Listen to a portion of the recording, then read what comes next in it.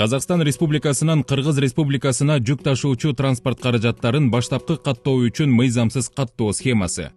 Кыргыз Республикасынын Улуттук коопсуздук мамлекеттик комитети жана Кыргыз Республикасынын Финансы министрлигине караштуу мамлекеттик бажы кызматынын контрабандага каршы күрөшүү башкы башкармалыгы менен биргеликте Бурабай протоколунун ченемдерине ылайык Казакстан Республикасында бажылык тариздөөдөн өткөн Кыргыз Республикасынын министрлер кабинетине караштуу транспорттук каражаттарды жана айдоочулук курамды каттоо агенттигинде жүк ташуучу автотранспорттарды мыйзамсыз баштапкы каттоо фактысы аныкталды. Тактап айтканда, Казакстан Республикасы өлкөлөрдөн 7 жыл мурда өндүрүлгөн жүк ташуучу унааларды импорттоодо дүйнөлүк соода уюмунун бажы алымдарынан нарктын 10% өлчөмүндө төмөндөтүлгөн бааны колдонот. Ал эми Евразиялык экономикалык биримдигинин бирдиктүү бажы тарифине ылайык импорттук бажы алымынын суммасы 1 куб сантиметр үчүн 1 евроны түзөт. Мындай жагдайдан пайдаланып, жеке адамдар транспорттук каражаттарды жана айдоочулук курамды каттоо агенттигинин кызмат адамдары менен алдын ала сүйлөшүп алып, биримдиктин товары болбогон жүк ташуучу